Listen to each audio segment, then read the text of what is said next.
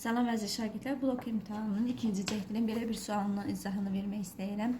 Mövzu integral mövzusuna aiddir. Əvvəlcə verilən funksiyaları bərabərləşdirib integralın sərhədlərini tapmaq lazımdır. 2x çıxılsın x kvadratı bərabərdir 0. X-i möhtərizə xaricinə çıxarsaq 2 çıxılsın x bərabərdir 0. x1 bərabərdir 0. x2 bərabərdir 2-yə. Deməli, verilən integralın sərhədləri 0-2 aralığıdır. 2x çıxılsın x kvadratı dx bərabərdir.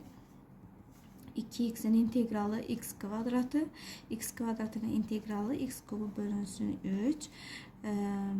Sərhəd 0-dan 2-yə bərabərdir.